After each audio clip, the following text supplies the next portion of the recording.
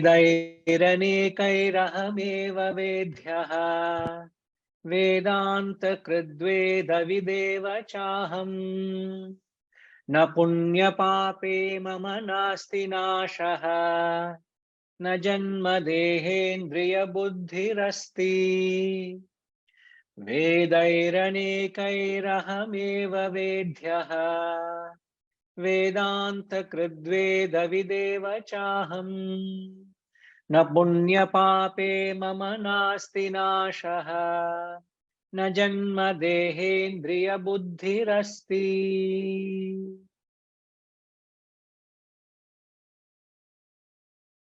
I am alone to be known through many Vedas. Vedairanaikai rahameva vedhya. Vedhya is to be known. Eva alone. I alone am to be known. Vedairanaikai by many Vedas. Vedas are giving out the knowledge of Vedanta. And the essence of Vedanta, the essence of Vedas is the self, the Brahman, the reality. You want to know the self, Vedas are the only means. There is no other way. Vedairanaikai rahameva vedhya Vedanta kridve davideva chaham. I am the maker, Vedanta krit. I am the creator of Vedanta. I am the maker of Vedanta. And I alone the knower of the Vedas. Vedavit. Look at the language. It is just too astounding. It's such a the purity of that state is seen in these words. Vedairanaikai rahameva vedhya Vedanta kritve davideva chaham. And then he says, Napunya pape. Merit and demerit are not for me. I am not interested in your good or bad. Punya, apunya, I am not interested. Mama nasti nashaha. Nasti. Nor is there destruction for me, nor death. Nashaha. There is no death nor destruction. There is a spelling error, birth. There is no birth. Janma dehendriya buddhirasti. There is no birth. There is no body, deha, indriya, senses, nor buddhi, no intellect. He is in a destruction mode. He says, I am not this, I'm not this, I'm not. Bulldozer is bulldozing everything, uprooting the tree from its roots and saying, I am not this, I am not this. And I am that, I am that. So these two verses, mantras 22 and 23, which are the concluding mantras of part 1, he is giving the last topic, which gives us aids to self-realization. So the last two mantras, 22 and 23, are the aids, which will aid you to get to self-realization. If any one of you are interested to get to self-realization, these two mantras will aid you. It's like the first aid will help you to heal. This is the aid to heal you spiritually. I alone am to be known through many Vedas. Brahman is the ultimate goal of Vedantic study. Anybody who's interested in the study will and should be interested in self-realization to attain Brahman. If you are not inspired by self-realization, you are not getting into the merit of the study of the text.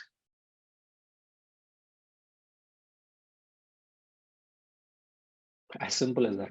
I have nothing else to do, therefore I'm attending the classes.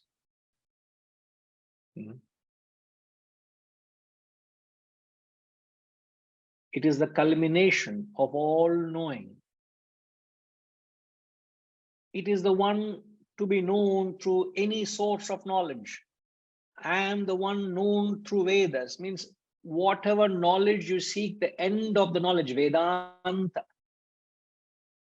So the word Vedanta can be interpreted in two ways.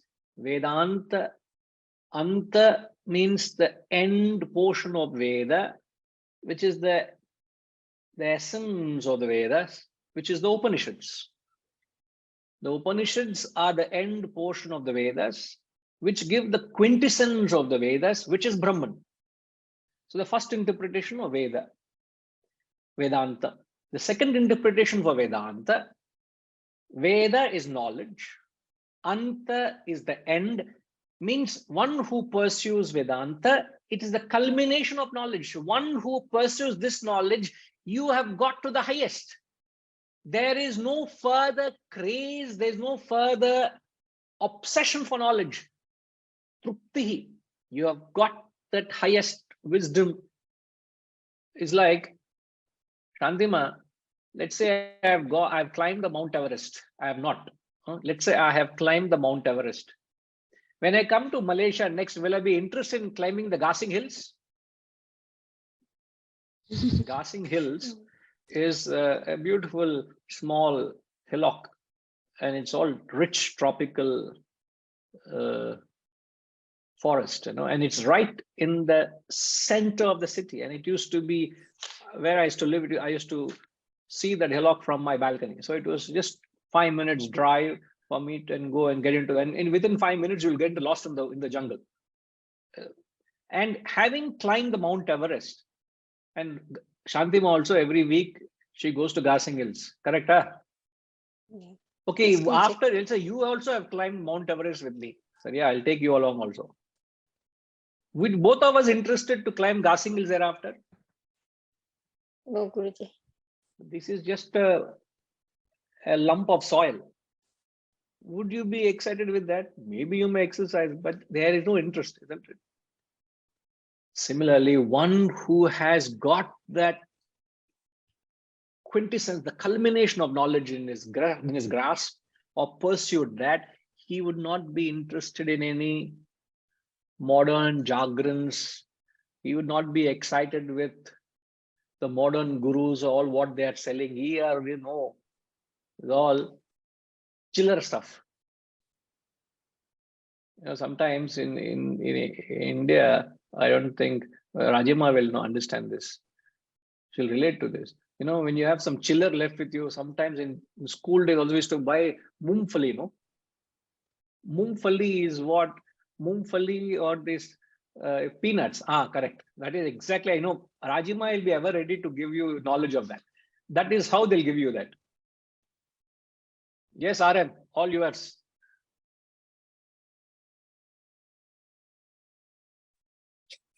Yes, Guruji.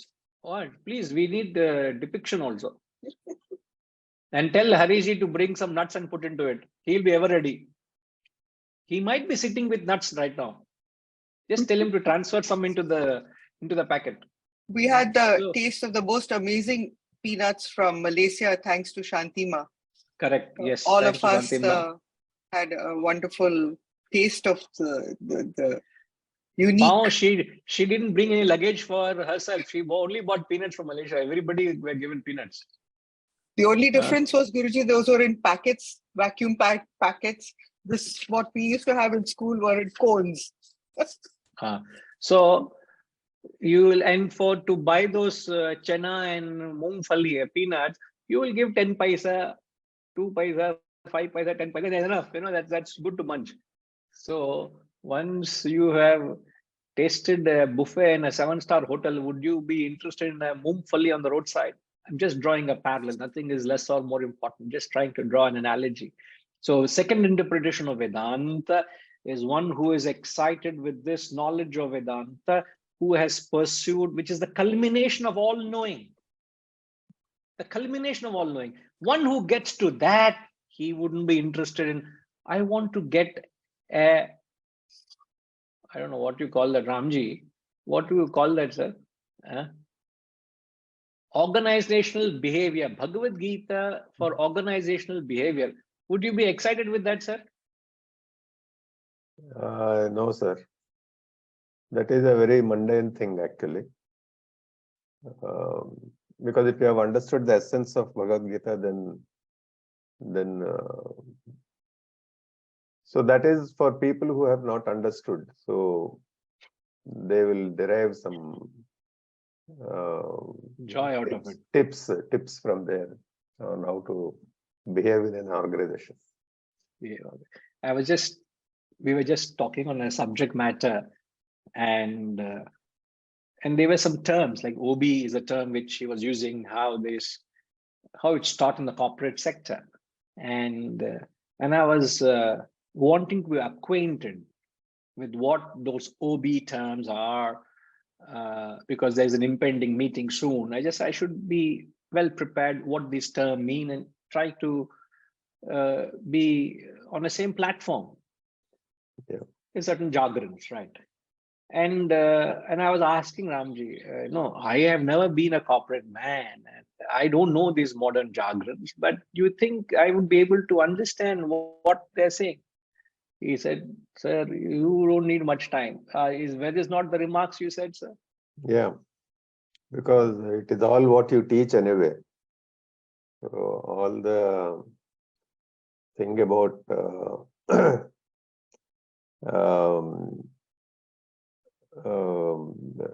self-management, stress management, team working, avoiding conflicts, and then looking at the overall picture. All these what you teach is all. What are they?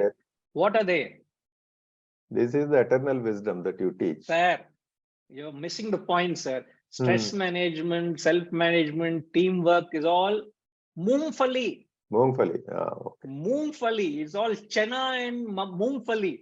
Exactly. It is all, you will roll in a piece of paper, patta paisa kottana, you'll get moongfali. All that is moongfali stuff. Correct. Vedanta is the culmination of wisdom, seeking Correct, Brahman. Where is that and where is moongfali entertainment? Moongfali is for chiller consumption, sir. So if you and then these are the people they have certificates. I am a pro of this, I'm a professor in that, I am this, I am an institute teacher in Kellogg's and this, and I all I only everywhere, ego there. That I is ego. This I is Brahman, sir. Please forgive me to say that's truth, sir. Where you say I, you all say, when you say I am, I is all ego. When the Brahman, when here the Guru says I alone, it is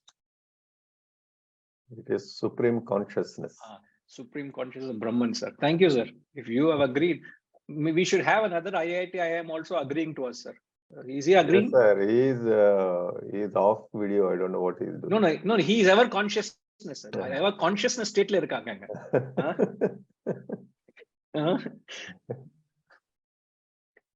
In the consciousness state la Vishnumurti irukanga illaya, அந்த ஸ்டேட்ல இருக்காங்க.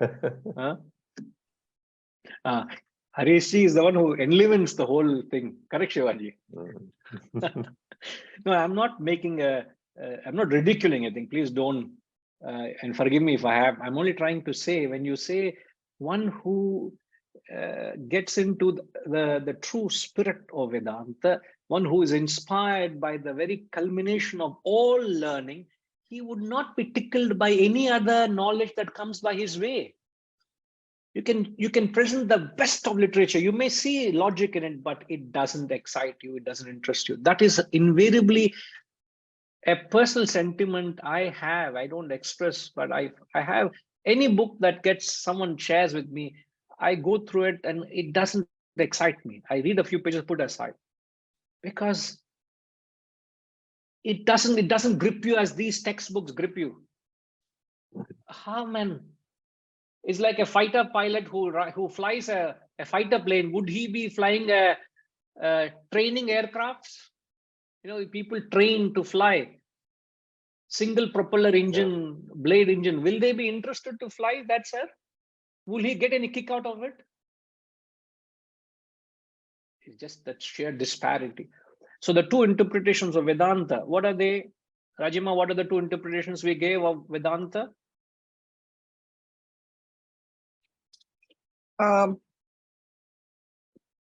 Veda is to be known. Anta is culmination of. The first interpretation of Vedanta. Okay, let's ask Vasantama. We gave two interpretations, am I right? Hari Om Guruji. One is Vedanta is end of knowledge. Veda is knowledge, Anta is end of it. And the other is No. We said Vedanta, no doubt, is the end of knowledge. Vedanta, the end, Anta of the Veda gives the Upanishads. culmination of in all knowing. No. The other Okay. one I'm coming, sir. No. Let me put it out. The two things are, first is when you say Vedanta, it means the end portion of the Vedas, which is the Upanishads. The Upanishads give out the highest Knowledge of truth, Brahman. which is Brahman. Okay, that's the first interpretation.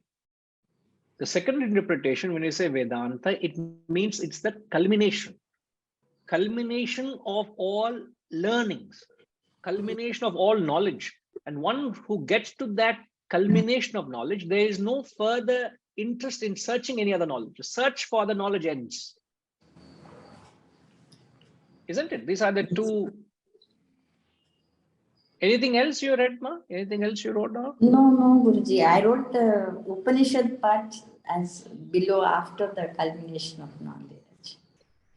No. Either way you write it, but first is the Upanishads, which is the essence of Vedas, which is the subject matter is Brahman, and it is a culmination of all learnings, which is again the Brahman of the self, but it's the culmination, means one who gets to this, he is not interested in anything else. So I alone am to be known through many Vedas. I am the maker of Vedanta. I am the maker of Vedanta means I am the person who reveals, the revealer of the Vedas. Who reveals the Vedas? A realized soul alone reveals the Vedas. A realized soul alone gives out the knowledge of the self. I alone am the knower of the Vedas. I am the maker of the Veda. I am the knower of the Veda. Means it's the self alone that reveals the self. It's the self alone that communicates the self.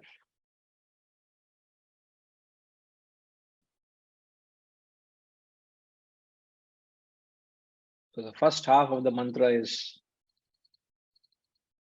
in a certain pitch, and then he gives the abhyasa, the tools, the aids to get there. How to get to that state of the culmination, the path, the roadmap is punya apunya. You should not be interested in anything that accrues punya or apunya.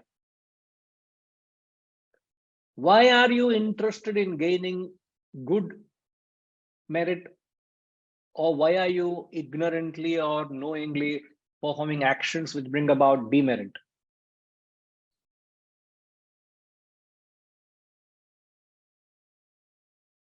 Harish, I ask you this question. How does one accrue merit or demerit?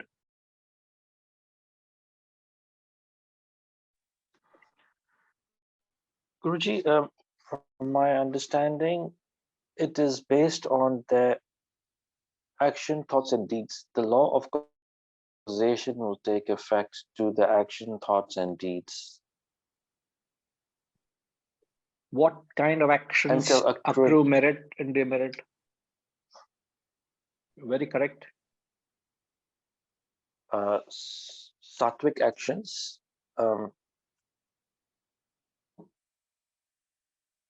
any action that is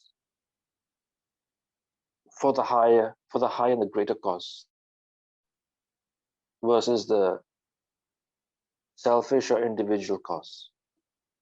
So an action with a motive puts you onto the path of accruing merit. A path without a motive is devoid of merit or demerit.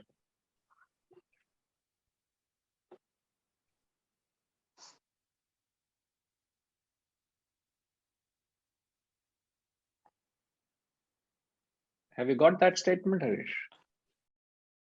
No, I didn't hear the last bit, Guruji. There's a bit of a crack on the voice audio. What's that? What's that you jotted down? I just heard something, action of motive. I just heard that part. I didn't hear anything after that. Gayatrima, what's the statement? Action with a motive gives merit or demerit, and action without any motive is devoid of merit and demerit. Perfect. So any action which is performed with a motive puts you onto the path of punya, apunya. You either accrue a merit or demerit if you act with a motive. But when you act without a motive, you are liberated from the merit and demerit.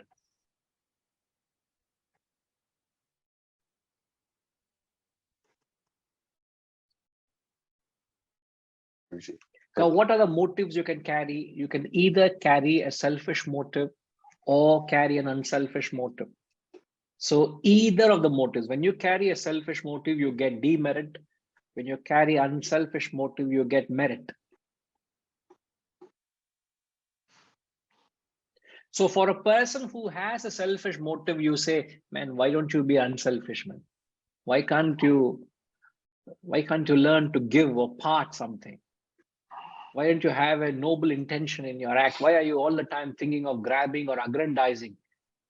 Learn to give. He may understand. Exactly like you advise a person with selfish motive to have an unselfish motive.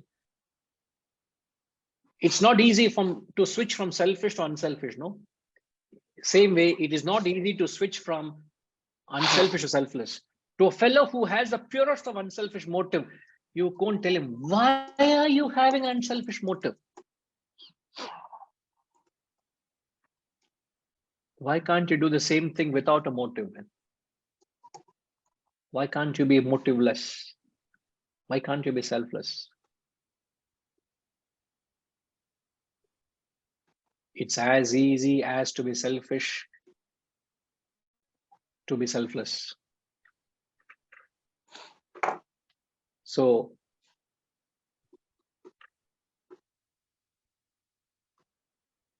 to a person who has unselfish motives, he has to move from there to get to the state of motiveless, selfless actions. So you don't carry a motive at all. And how do you get to that state? By purifying and purifying and purifying your unselfish motive.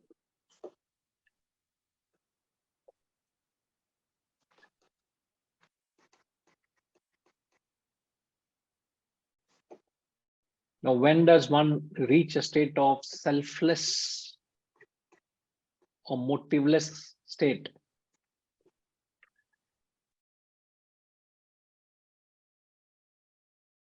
If you look at it again, as I said, you must be very objective. The first thing we learned in the class today is you must be objective to your perceptions, actions, emotions, and thoughts. Now, whenever you're acting, what is a thought that backs the action? And if you examine carefully what motive or thought backs the action, invariably there's a motive to everything that you do. Everything. It's very unlikely that there is no motive to an action, unless your actions are of a certain category. What category?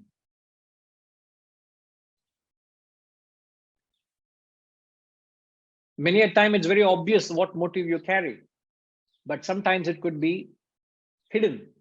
You have to unfold it to get to the bottom of it. What is that motive? Why am I doing it? So how do you know what motive? Keep questioning. Why? Why am I doing it? Keep questioning why? Why? So only one type of action doesn't have a motive. What is the type of action?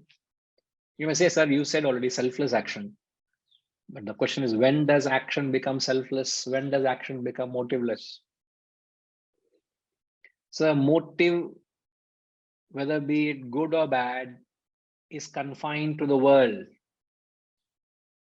When your actions are confined or directed towards the world, actions carry a motive.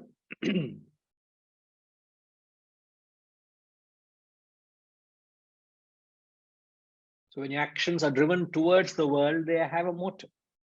But when your action is driven or directed towards self-unfoldment, towards self-realization, it doesn't have the binding factor which comes from the world. So what binds, what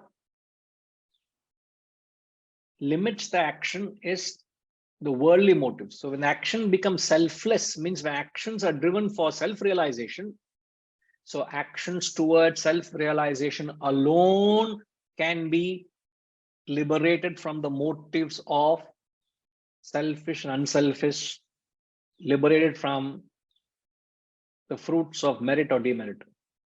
So only when you're working for self-realization, then you can perform selfless, otherwise impossible.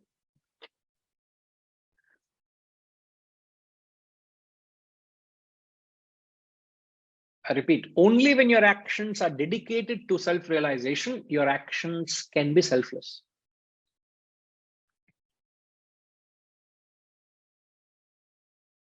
Rest all actions, you are bound by either merit or demerit.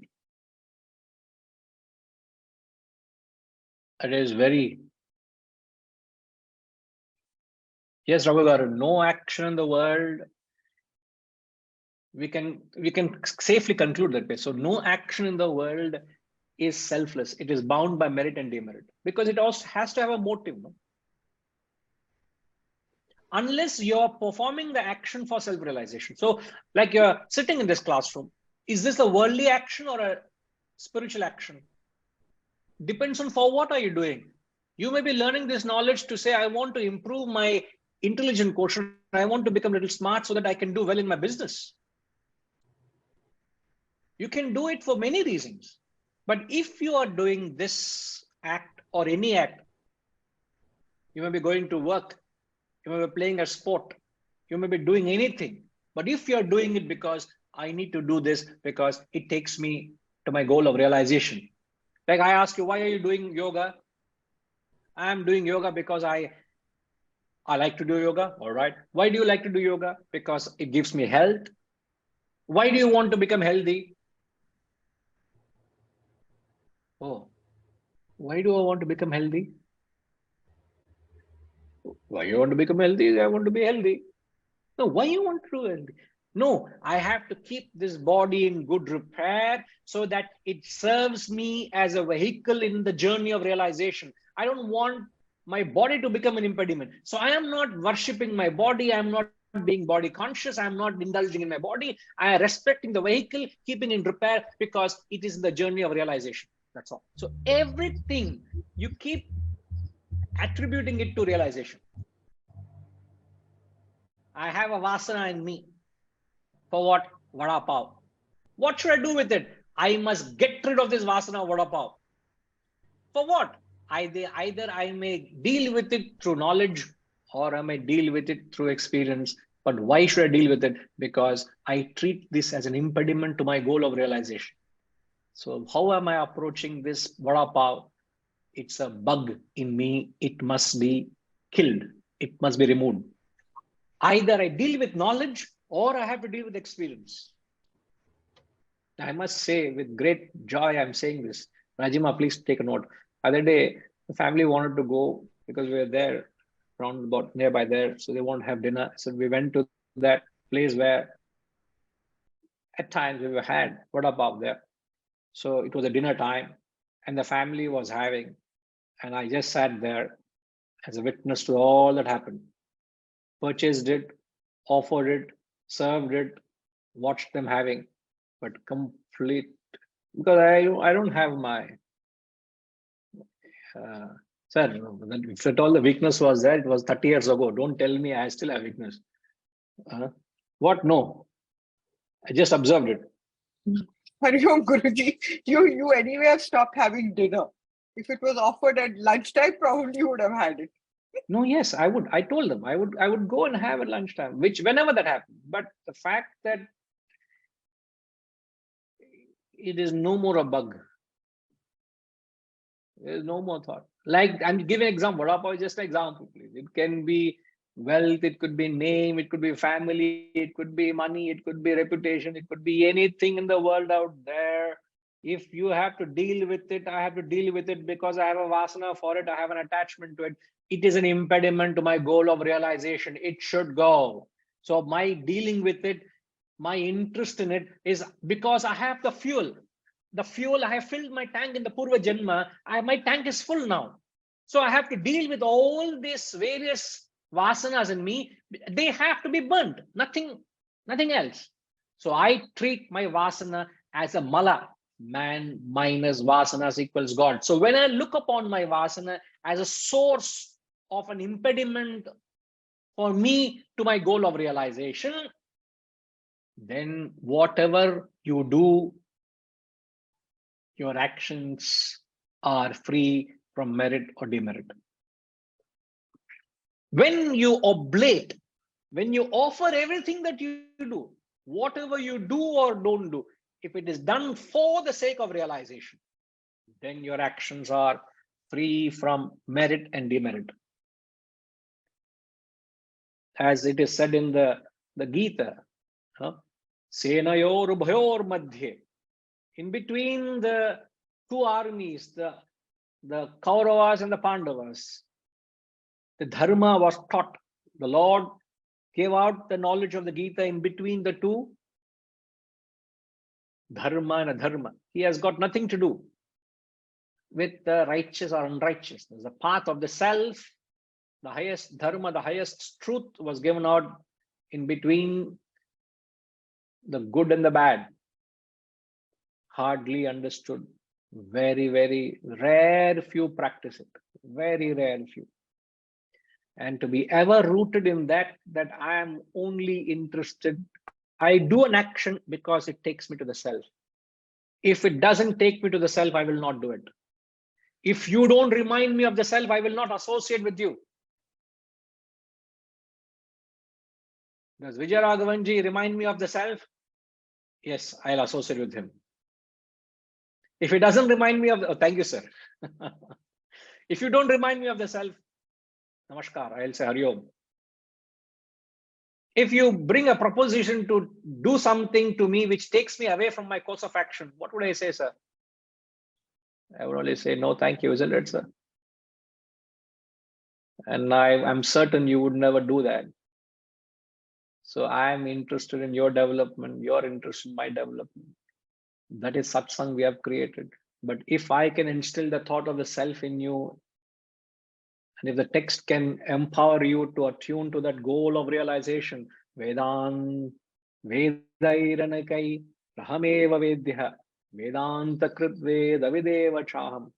By heart, this one phrase, one line, beautiful. So everything that you do should only be interested. You may do everything. Anything you want, you do. Please, there's no objection what you do or not do. There's no do's and don'ts in the Shastras, please. They don't say you should do this, you don't do that. No, you can do whatever you want. Whatever you want, you do. But when an action becomes an impediment to the goal of realization, that's when you say, get thee behind me. Nothing doing. Don't play tricks with me. I'm willing to do whatever is right. But when it becomes an impediment, I say no to it. And that is known as tapas. That is the sadhana. When you do that, you are not dissipating your energy. You are optimizing your energies towards the goal of realization or whatever goal you chose. Because tapas has two essential elements. No? One is avoiding dissipation and redirecting energy in the right direction. So I must tell you, it's a great privilege to be able to even deal with these textbooks, especially the Upanishads, because they only talk about the self. And if you don't get an opportunity to talk about the self, you don't revel in that frequency. Vijayji, Bhaja Govindam, gives out the highest truth, but they don't talk you about, it doesn't talk about the Brahman, isn't it, sir? It's a different elevation, different frequency. Yeah, I'm just sharing our recent interaction where he was mentioning about the wonderful journey through the study of Bhajagovindam and how it really inspired. Am I right, sir? Yes, Vijay, Pranam. About this having actions without any intent or motives. I was thinking, while you seek yourself, I mean, you're trying to go towards self-realization, the frame of reference automatically shifts to self, and it becomes totally devoid of anything around you. So when you don't have anything to do around you, you don't do anything to the outside with any motive because there's nothing to do. No interest. No interest, and then it's invariably so. Cannot be a motive for something which you don't relate to. You don't have any action. So I was trying to figure out whether this is, this kind of thing is it? I don't know. Maybe is it? It also does it not amount to isolation, Guruji? That's why I was going to get that. So if you were to literally put it the way you said, do you mean to say you will have to be a recluse? You have to renounce everything, give up everything, not do anything? No, it can't. That is not possible. No. See, it is the path you take to the self. That's why I said currently you have X number of asanas. Now, how do you deal with them? Can you just shrug it off? You can't shrug it off. You have your obligation towards your family, your kith and kin. Can you shrug it off? You have a home belonging. Will you start writing it off and say, I want to get rid of it because I want to get to self-realization? It may not suit you. It may not suit me.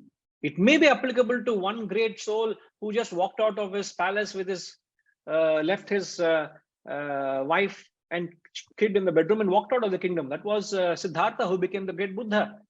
You and I may not have the capacity to do that, nor is it realistic to do that. So you still have to engage. So just like a soldier of a country, he may be in a defensive mode, or he may be in attack mode. He may be preparing for a war, or he may come out from war. All the while, everything he does, every time he puts on his uniform, does he not take pride that he's serving his country? Every time he chants or sings the national anthem, doesn't it instill national consciousness in him? So the attitude of service to the nation is paramount in him.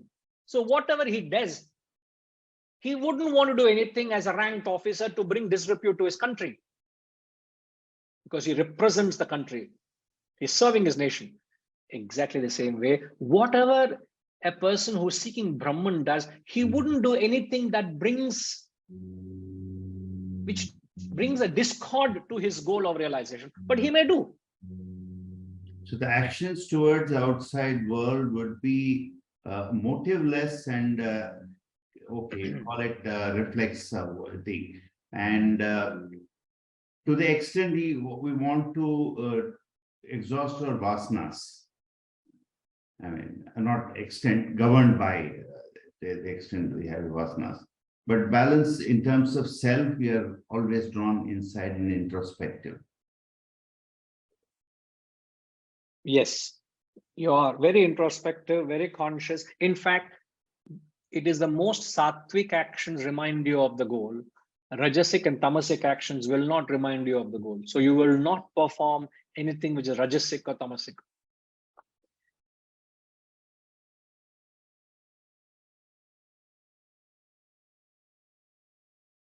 You wouldn't want to be possessive or arrogant or ignorant. So to a large extent, whatever you are doing, you are conscious of the goal in everything that you do. And if any action that is done which doesn't take you to the goal of self-realization comes with motives and its fruits, either merit or demerit. The question you got to ask yourself, am I seeking the goal of realization? And if so, to what intensity? How strong is your subtle intellect? That's what it means. Subtle intellect is that which conceives the goal of realization, isn't it? It is a subtle intellect that conceives the goal of realization. So how strong is the subtle intellect? You all have it because that's the reason you're here consistently. But how strong is it?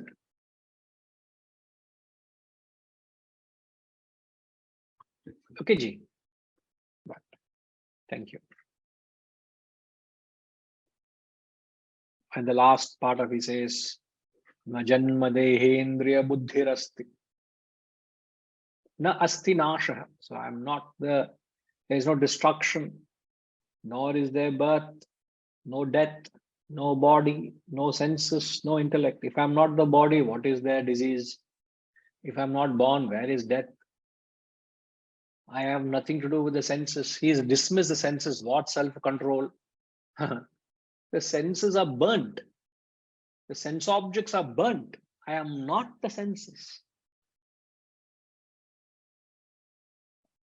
I am not the intellect.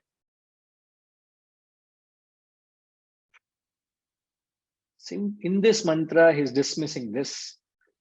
The body, mind, intellect, he's dismissing. The next mantra, he's dismissing of the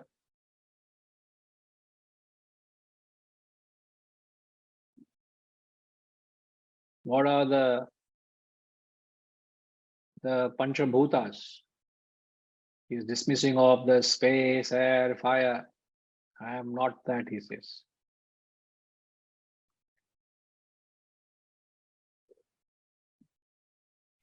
None comes closer to these texts.